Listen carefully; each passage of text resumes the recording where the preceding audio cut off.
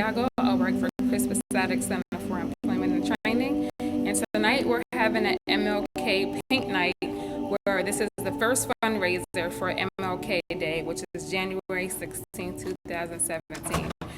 This will be one of our first fundraisers, and we look forward to having more coming up. So we're about to start. My name is Deanna Renee. I'm a celebrity photographer. I'm a graphic designer. I just started doing tattoos, and my favorite thing is painting. I'm a painter. So all types of art. No, that's good. So throughout the whole time, like, you can ask me anything. We're gonna paint this together. I'm gonna break it down so it's easy as possible. The picture is Martin Luther King. So I'm actually here because I'm supporting my friends and associates in a fundraiser, and Martin Luther King is our subject matter for the night. Do you guys already know? Like, you know the picture that we're about to do? No. If you go on Facebook, you could probably find the picture, but I'm also going to bring it up on my computer the whole time. So the finished piece is going to be up on the screen, and I'm going to break it, like, I'm going to paint it with you, so don't panic.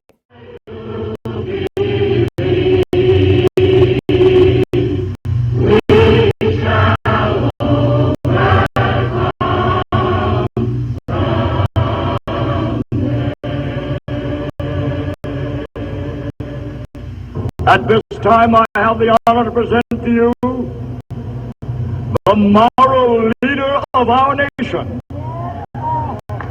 I have the pleasure to present to you Dr. Martin Luther King, Jr.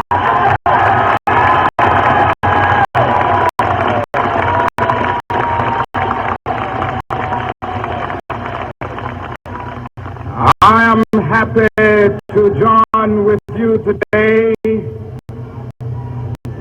in what will go down in history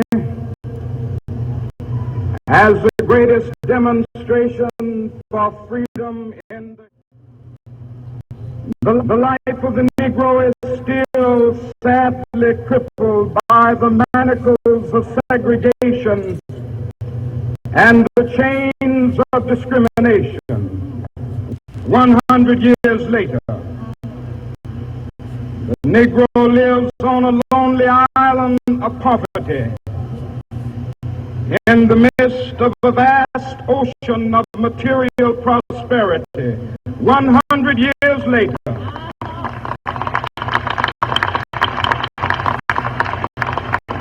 the Negro is still languished in the corners of American society and finds himself in exile in his own land. And so we've come here today to dramatize a shameful condition.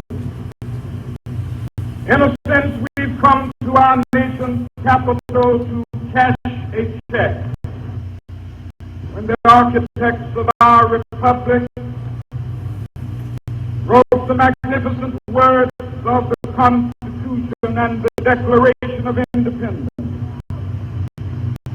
they were signing a promissory note to which every American was to fall heir. This note was a promise that all men, yes, black men as well as white men, would be guaranteed the unalienable rights of life, liberty, and the pursuit of happiness. It is obvious today that America has defaulted on this promissory note insofar as her citizens of color are concerned. Instead of honoring this sacred obligation, America has given the Negro people a bad check, a check which has come back marked insufficient funds.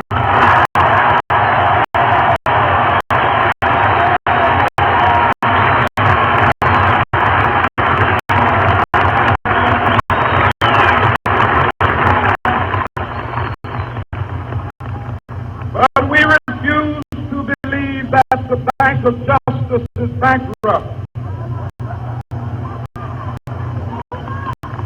We refuse to believe that there are insufficient funds in the great vaults of opportunity of this nation. So we've come to cash this check, a check that will give us upon demand the riches of freedom and the security of justice.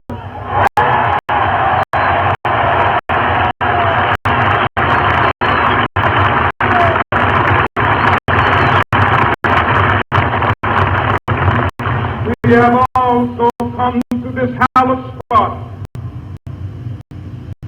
to remind America of the fierce urgency of now.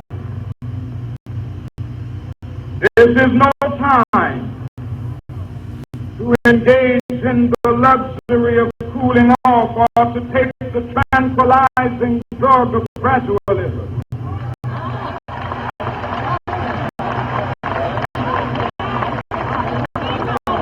Now is the time to make real the promises of democracy. Now is the time to rise from the dark and desolate valley of segregation to the sunlit path of racial justice. Now is the time to lift our nation from the quicksands of racial injustice to the solid rock of brotherhood. Now is the time to make justice a reality for all of God's children. It would be fatal for the nation to overlook the urgency of the moment. This sweltering summer of the Negro's legitimate discontent will not pass until that is an invigorating autumn of freedom and equality. 1963 is not an end, but a beginning. Those who hope that the Negro needed to blow off steam and will now be content will have a rude awakening if the nation returns to business as usual.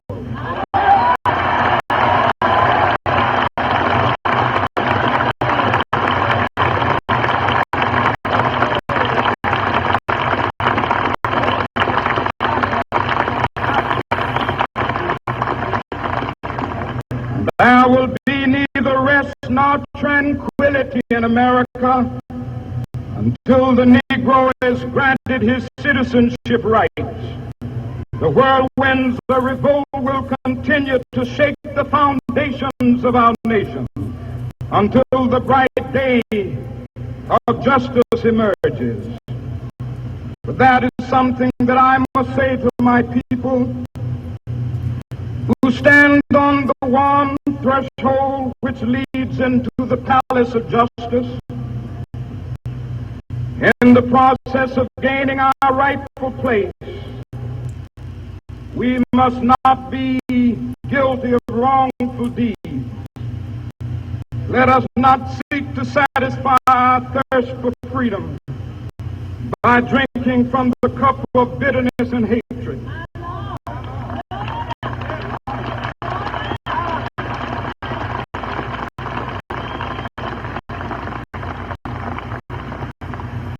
We must forever conduct our struggle on the high plane of dignity and discipline. We must not allow our creative protests to degenerate into physical violence. Again and again, we must rise to the majestic heights of meeting physical force with soul force. The marvelous new militancy which has engulfed the Negro community must not lead us to a distrust of all white people. For many of our white brothers, as evidenced by their presence here today, have come to realize that their destiny is tied up with our destiny.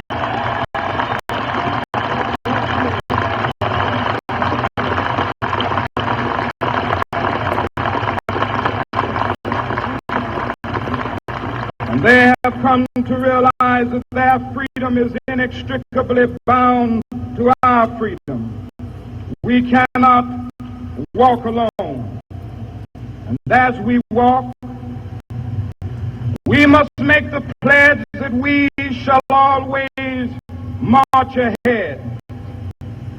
We cannot turn back. There are those who are asking the devotees of civil rights, when will you be satisfied? We can never be satisfied as long as the Negro is the victim of the unspeakable horrors of police brutality. We can never be satisfied as long as our body is heavy with the fatigue of travel, cannot gain lodging in the motels of the highways and the hotels of the cities.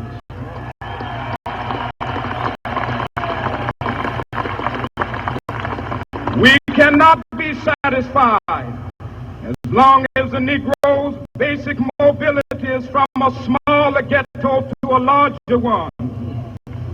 We can never be satisfied as long as our children are stripped of their selfhood and robbed of their dignity by signs stating for whites only.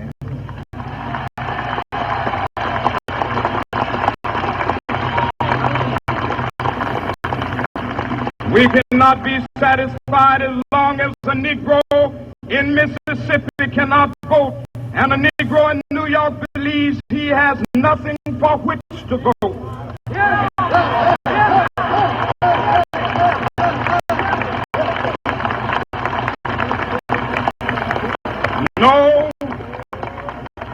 No, we are not satisfied, and we will not be satisfied until justice rolls down like waters and righteousness like a mighty stream.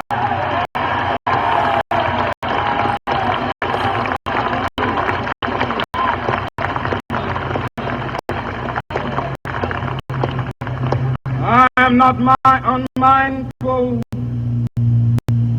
that some of you have come here out of great trials and tribulation. Some of you have come fresh from narrow jail cells. Some of you have come from areas where your quest for freedom left you battered by the storms of persecution and staggered by the winds of police brutality. You have been the veterans of creative suffering. Continue to work with the faith that unearned suffering is redemptive. Go back to Mississippi. Go back to Alabama. Go back to South Carolina. Go back to Georgia. Go back to Louisiana. Go back to the slums and ghettos of our northern cities. Knowing that somehow this situation can and will be changed. Let us not wallow in the valley of despair. I say to you today, my friend,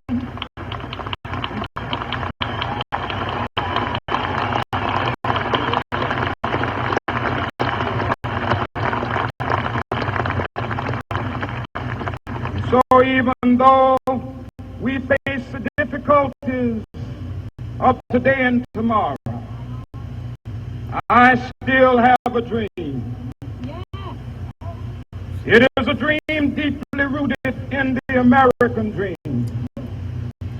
I have a dream that one day this nation will rise up and live out the true meaning of its creed. We hold these truths to be self-evident, that all men are created equal.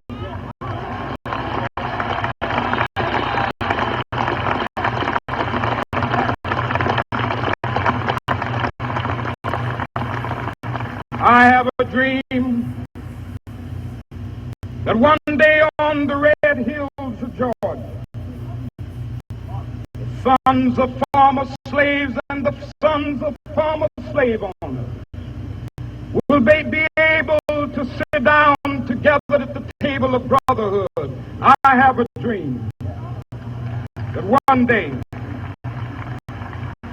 even the state of Mississippi, a state sweltering with the heat of injustice, sweltering with the heat of oppression, will be transformed into an oasis of freedom and justice. I have a dream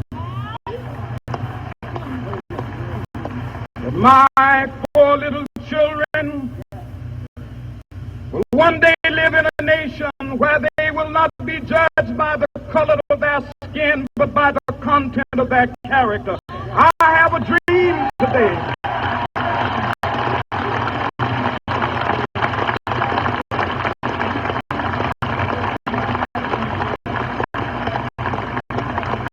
I have a dream that one day down in Alabama, with its vicious racists, with its governor having his lips dripping with the words of interposition and nullification, one day right there in Alabama, little black boys and black girls will be able to join hands with little white boys and white girls as sisters and brothers. I have a dream today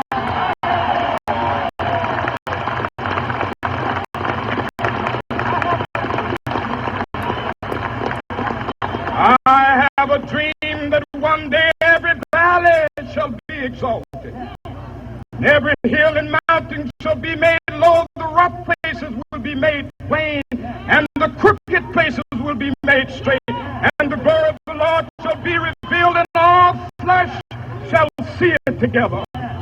This is our hope.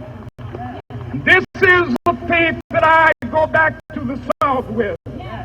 With this faith, we will be able to hew out of the mountain of despair a stone of hope. With this faith, we will be able to transform the jangling discords of our nation into a beautiful symphony of brotherhood. With this faith, we will be able to work together, to pray together, to struggle together, to go to jail together, to stand up for freedom together, knowing that we will be free one day.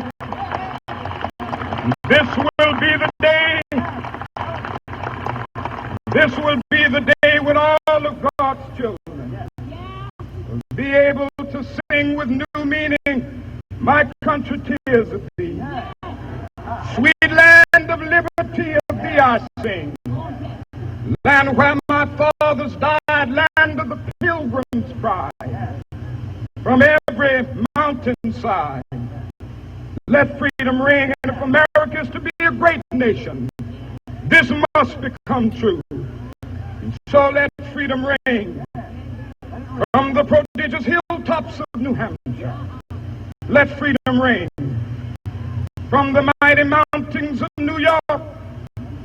Let freedom ring from the heightening Alleghenies of Pennsylvania. Let freedom ring from the snow-capped Rockies of Colorado. Let freedom ring from the curvaceous slopes of California.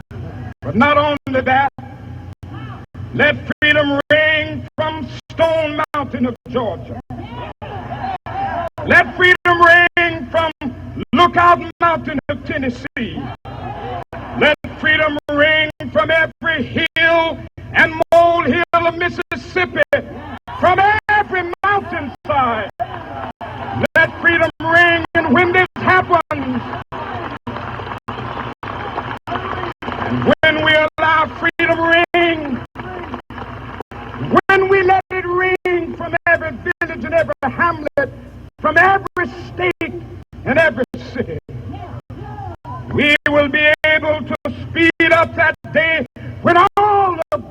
children, black men and white men, Jews and Gentiles, Protestants and Catholics, will be able to join hands and sing in the words of the old Negro spiritual, free at last,